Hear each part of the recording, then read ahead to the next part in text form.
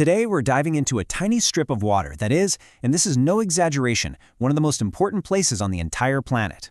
It's a name you've probably heard on the news, but its real power is something that's easy to miss. We're talking, of course, about the Strait of Hormuz. So let's just jump right in with the big question.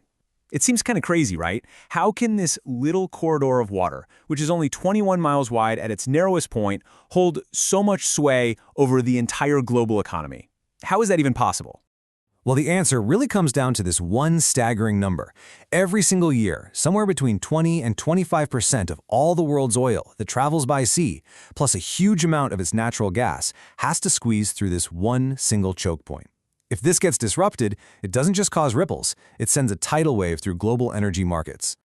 To really get our heads around this, we first need to break down what makes Hormuz the world's ultimate energy choke point. It's a fascinating story of geography, trade, and just immense strategic pressure. Okay, so first things first, a quick definition. A maritime choke point is pretty much what it sounds like, a narrow bottleneck that forces all ships into very predictable, very tight routes. In this case, the Strait of Hormuz connects the Persian Gulf to the Gulf of Oman, and it's the only way for the big energy producers in the Middle East to get their product out to the world by sea. Let's just look at the raw numbers here for a second. The strait itself is about 104 miles long, but the really critical part is the shipping lanes. You see, all those massive tankers get funneled into two corridors, and each one is only 2 miles wide. That creates this incredibly dense highway of ships moving along predictable paths, which, you can imagine, makes them extremely vulnerable. And that vulnerability? It's all about the land on either side. When it comes to the Strait of Hormuz, geography isn't just a backdrop. It is the single most important strategic factor. You could almost say geography is destiny here. You can really see the contrast here between the two shores. To the north, you've got Iran, with hills reaching up to 3,000 feet, giving them a direct line of sight over everything. And then to the south, you have Oman's Musandan Peninsula, with these sheer cliffs that soar over 6,000 feet, perfect for radar and observation. Each side offers a totally unique but equally powerful geographic advantage. On that northern shore, Iran controls these key islands, like Kesh and Larak, that sit right on top of the shipping lanes. You can think of them as natural, unsinkable aircraft carriers. They're the perfect forward positions to launch drones and missiles from, and to keep an eye on every single ship that passes by. Now, the southern shore is just as crucial. The Musandan Peninsula is so rugged, with these deep, fjord-like inlets, that people actually call it the Norway of Arabia. From those incredible heights, you can see and track basically everything that moves in the strait. For surveillance, it's an absolute dream.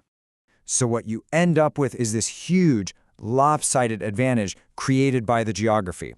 It heavily, and I mean heavily, favors whoever is defending from the land.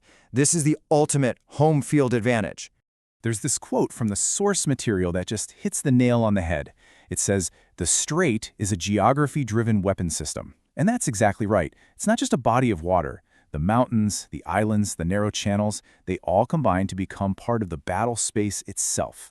And because of that weaponized geography, a defending force doesn't even need a massive, expensive navy to cause havoc. They can rely on a much cheaper, land-based arsenal. Coastal missiles, drones, swarms of fast attack boats hiding in coves, and thousands of naval mines, all of which can be launched with very, very little warning. Okay, so given all of that, what would it actually take to counter this and keep the strait open in a real conflict? Well, let's just say the challenge is way, way more complex than you might imagine. Yeah, forget any idea of just sending a few warships to escort tankers. A campaign to reopen the strait would be a massive, multi-week operation. First, all commercial traffic would grind to a halt. Then, you'd need an intense air campaign to take out all those land-based threats. Only after that could you even begin the slow, incredibly dangerous work of clearing mines. Best case scenario, you're looking at a month just to get limited traffic moving again under heavy guard. Now, some of you might be thinking, hey, didn't we deal with this during the tanker war back in the 80s? And that's a fair question, but it's a really dangerous comparison. Today's battlefield is a completely different world. We've gone from simple naval escorts to a multi-domain fight that involves air power, cyber warfare, and all kinds of unmanned systems. The weapons today are just far more advanced. The stakes are higher, and the scale of the effort required is enormous. So you see, a modern operation is all about layers. You have to stack them one on top of the other. First, you have to get control of the air to knock out the shore batteries. Then, you establish control of the sea. After that, you clear the mines. And only then can you even think about protecting convoys, all while keeping a constant 24/7 eye on everything with drones and satellites. Each step is absolutely dependent on the one before it. Which brings us right back to the central point. Why does any of this military planning matter so much? It all exists for one simple reason: the astronomical economic stakes that are on the line. The risks of a shutdown are just immense. I mean, look at this. You're talking about an immediate, shocking spike in oil prices, the kind you would feel at the gas pump within a matter of weeks.